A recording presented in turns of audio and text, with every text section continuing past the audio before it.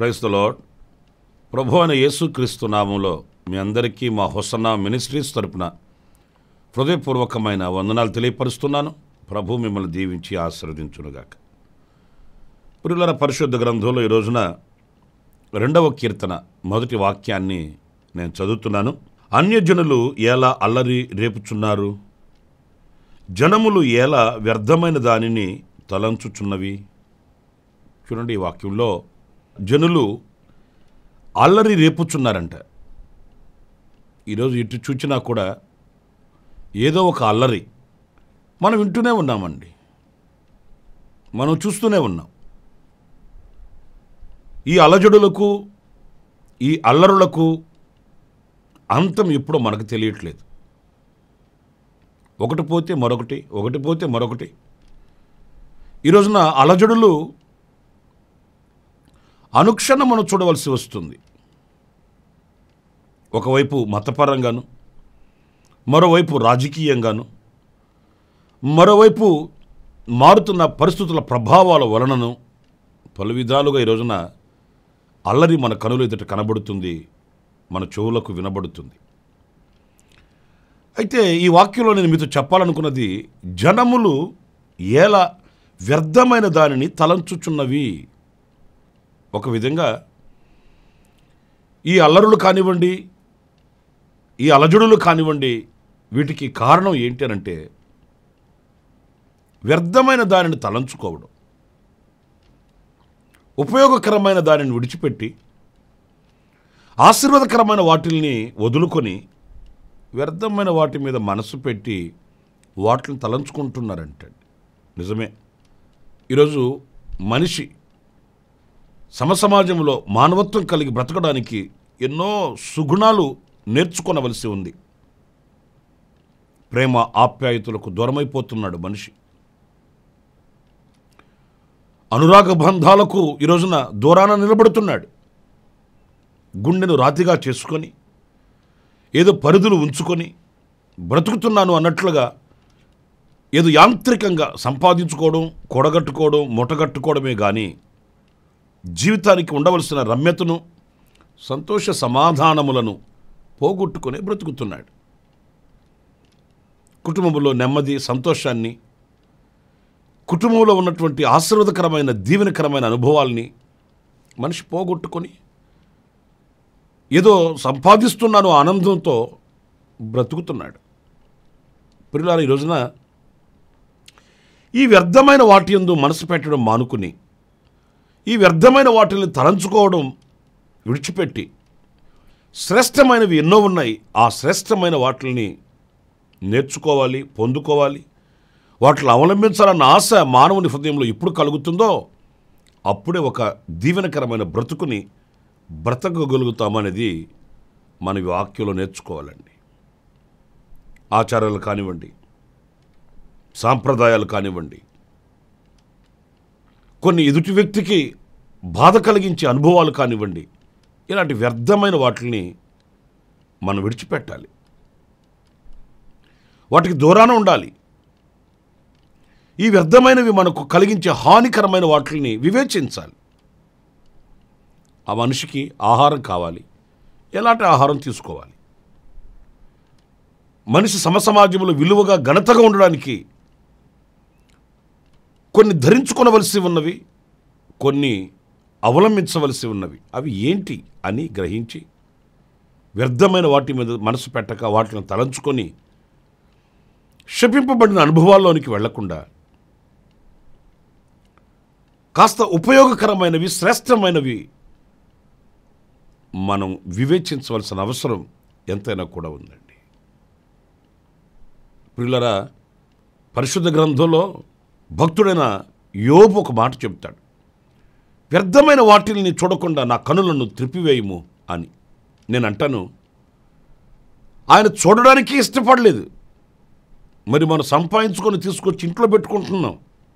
ఆయన వాటిని దృష్టించడానికే ఆయన మనస్సు ఒప్పుకోలేదు, ఆయన మనసాక్షి నేరారోపణ చేసింది. కానీ మనం ఒంటి మీద ధరించుకొని తిరుగుతున్నాం.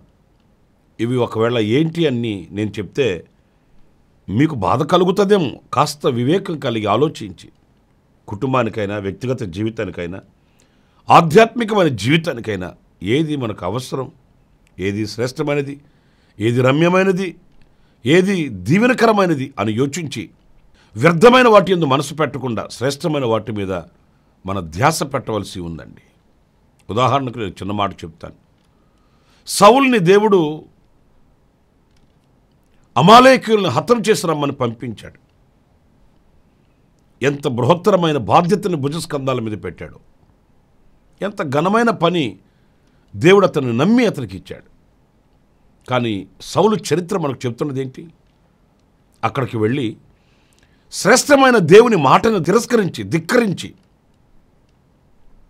అల్పమైన వాటి మీద మనసు పెట్టాడు. అవి ఎంతకాలం ఉంటాయి అతనితో?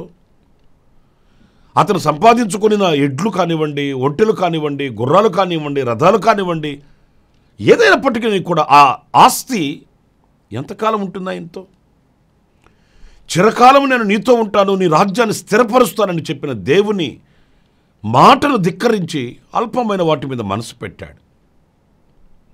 రాజరికాన్నే పోగొట్టుకున్నాడు, దైవ కృపనే పోగొట్టుకున్నాడు. మిగిలిన శేష జీవితం భారంగా గడపవలసి వచ్చిన చరిత్ర మనం లేఖనాల్లో మనం చదువుతున్నామండి. అందుకే సమూయేలు ప్రవక్త అంటాడు, బలులు అర్పించుట దేవునికి శ్రేష్టమా, లేకపోతే దేవుని మాట వినుట శ్రేష్టమా? నా ప్రియ సహోదరులారా, ఆయన మాటే శ్రేష్టం కదా. మరి వ్యర్థమైన వాటిని తలంచుకొని, ఆ వ్యర్థమైన వాటిని ధ్యానించుకొని వాటి మీద పరుగులు తీయడం మన అవివేకం అని చెప్పుకోవాలి.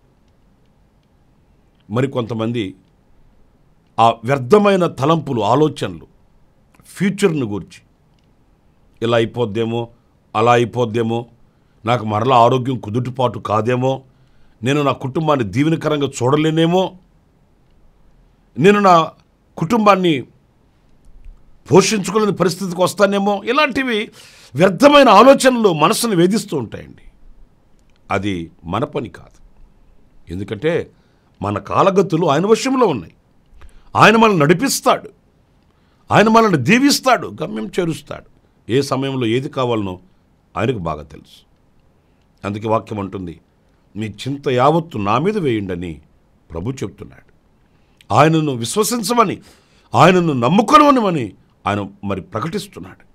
దాన్ని గనక మనం విశ్వసించి ఆయన మీద ఆనుకొని ఆయనను గనక నమ్ముకొని అడుగు వేయగలిగితే దీవెనకరమైనటువంటి బ్రతుకుని మనం బ్రతకగలుగుతామనే విషయాన్ని మనం మర్చిపోకూడదండి.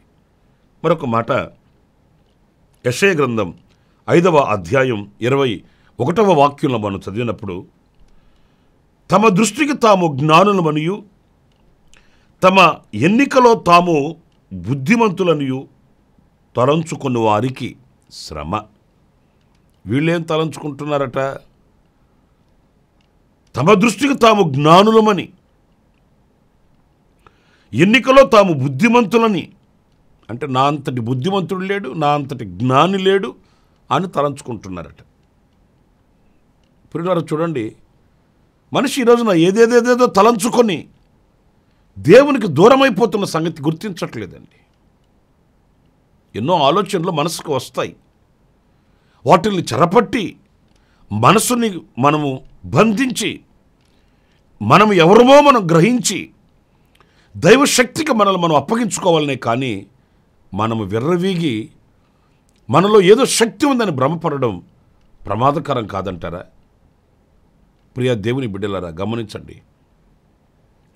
తమ దృష్టికి తాము జ్ఞానులమని, నాకేంటి చదువు ఉంది, ఉన్నత చదువులు చదివాను, కాలు చేత సంపాదిస్తున్నాను, కోట్ల రూపాయలు దాచిపెట్టాను, నా జ్ఞానానికి మితి లేదు, నా జ్ఞానానికి అవధులు లేవు అన్నట్లుగా విర్రవీగుతున్న అహంకారపు అనుభవాలండి.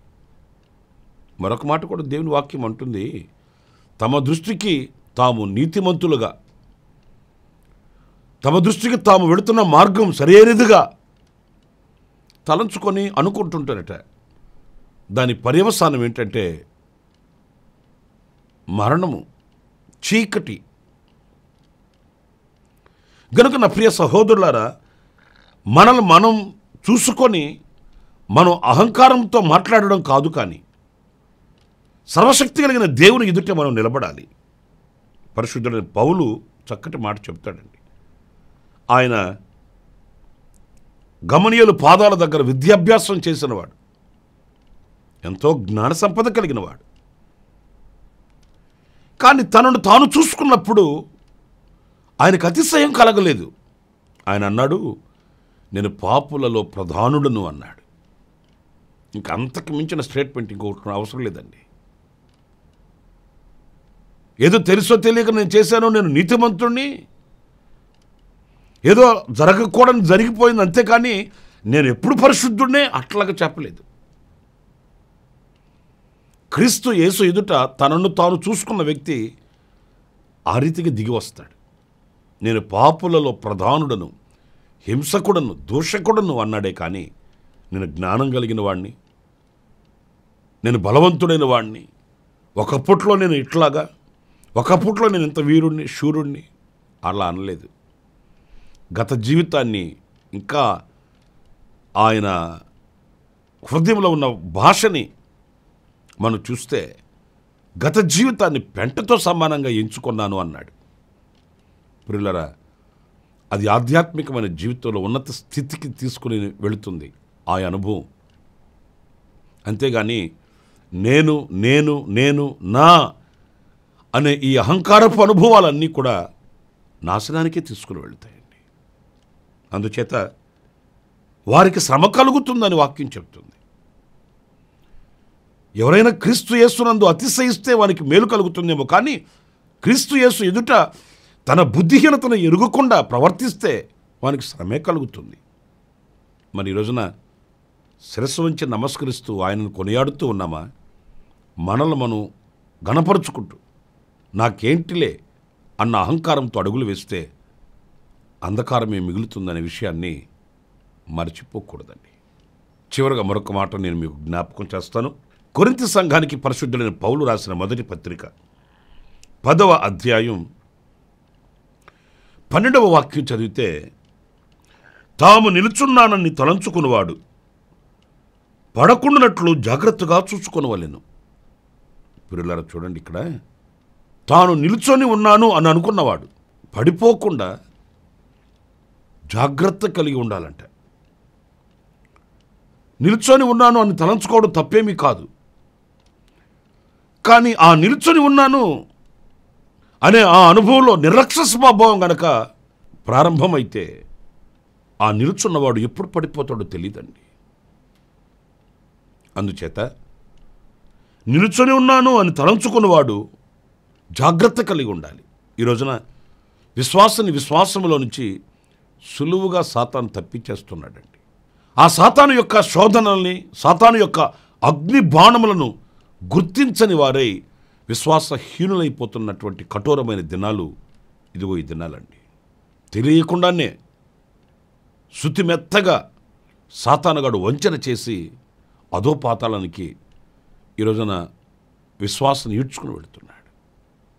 ఒకప్పుడు ఘనంగా సాక్ష్యం చెప్పినవాడు, ఒకప్పుడు 10 మందికి దేవుని నీ గూర్చిన శుభవర్తమానం ప్రకటించిన వాళ్ళు, ఒకప్పుడు ఒక వెలుగుగా ప్రకాశించిన వాళ్ళు ఈరోజు ఆ స్థితిని కోల్పోతున్నారు.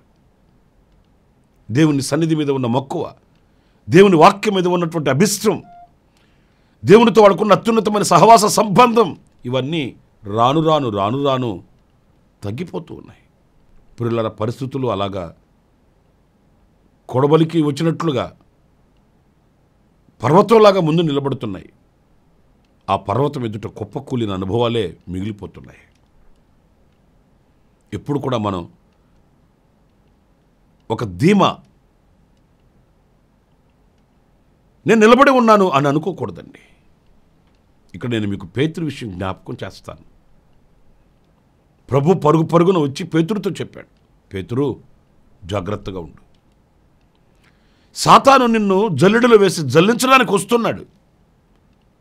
విశ్వాసంలో నీవు బలహీనుడవు కాకుండానట్లు నేను నీ కొరకు ప్రార్థన చేస్తాను, నువ్వు జాగ్రత్తగా ఉండు అన్నాడు. పేతురు పెద్దగా పట్టించుకోలేదండి. ఆయన కొరకు ప్రాణం పెట్టడానికైనా సిద్ధంగా ఉంటే నేను నాకేమవుతుంది? ఆ ధీమా వాస్తవమే. పేతురు ప్రభు కొరకు ప్రాణమైన పెట్టడానికి సిద్ధంగా ఉన్నాడు. కాకపోతే ప్రభు మరలా ఎందుకు తెలియపరిచాడంటే, ఈ భక్తి నీకు చాలదు, ఈ శక్తి నీకు చాలదు, నువ్వు ఇంకా మెలకువగా ఉండి ప్రార్థన చేసి శక్తిని పొందుకో, ఆ శోధనను జయించడానికి నీకు శక్తి కావాలి అన్నట్లుగా ప్రభు ముందుగానే తెలియపరిచాడు. కానీ పేతురు గ్రహించలేకపోయాడు. సాతాను చేతులు దొరికిపోయాడు. పేతురు జీవిత చరిత్ర మనకు బాగా తెలిసిన చరిత్రే. ఆయనతో తిరిగి, ఆయనతో ఉండి, ఆయనను గురించిన గొప్ప సాక్ష్యం పలకగలిగి ఉండి, అంత ఉన్నత స్థితిలో ఉన్న వ్యక్తి అసలు ప్రభు ఎవరో నాకు తెలీదు అని చెప్పే స్థితికి దిగజారిపోయాడు. ఎప్పుడు కూడా మనం నాకై నేను బలవంతుడను అని, నాకై నేను నిలిచి ఉన్నానని మనం భ్రమపడకూడదండి. ఈరోజు మనం నిలిచి ఉన్నామంటే దేవుని కృప, ఈరోజు మనం బ్రతికున్నామంటే దేవుని కృప, ఈరోజున దేవుని మాటలు మనం ధ్యానించగలుగుతున్నామంటే అది దేవుని కృప. రేపటి రోజున మరలా మనం ఆయన సన్నిధిలో శక్తిని పొందుకునవలసిన వారమే, కానీ మనం బలవంతులమేమీ కాదు. అందుచేత విశ్వాస జీవితంలోనైనా, పరిశుద్ధ జీవితంలోనైనా, నిరీక్షణాస్పదమైన అడుగులలోనైనా అనుదినం కృప పొందుకుంటూ శక్తివంతులమై ముందుకు సాగాలనే, కానీ నేను నిలుచున్నానని నిర్లక్ష్య స్వభావంతో ముందుకు వెళ్ళకూడదండి. నా ప్రియమైన సహోదరులారా, 5 మంది దివిటీలు ఆరిపోయాయి. వాళ్ళకు నూనె లేనందువలన ఆ దివిటీలు ఆరిపోయాయి. అప్పుడు తెలిసింది వాళ్ళకి. అంతవరకు కూడా వాళ్ళు మనం బాగానే ఉన్నాము, విశ్వాసమందు బలవంతులమే, పరిశుద్ధత కలిగిన వారమే, సాక్ష్యం కలిగిన వారమే, మనం నిల్చొని ఉన్నాం కదా, మనం కనిపెట్టుకొని చూస్తున్నాం కదా, మన ప్రభు వస్తాడు అని వాళ్ళు భ్రమలో ఉన్నారు. ప్రభు వచ్చాడు, అప్పుడు తెలిసింది. అప్పుడు ప్రయోజనం ఏంటి? మరలా నూనె కొనుక్కొచ్చుకొని దివిటిని వెలిగించుకొని తిరిగి వెళ్ళారు, కానీ మార్గాలు మూయబడిపోయాయి, ద్వారాలు మూయబడిపోయాయి. ఎప్పుడు కూడా ఆ ధీమా, ఆ నిర్లక్ష్య స్వభావం మనలో పొడచొప్పకూడదు.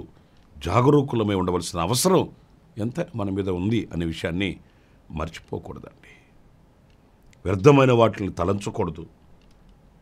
నేను జ్ఞానిని కదా అని తలంచకూడదు. నేను నిల్చుని ఉన్నాను కదా అని నిర్లక్ష్య స్వభావానికి చోటివ్వకూడదు. అలాంటి వివేకాన్ని ప్రభు మనందరికీ అనుగ్రహించునుగాక.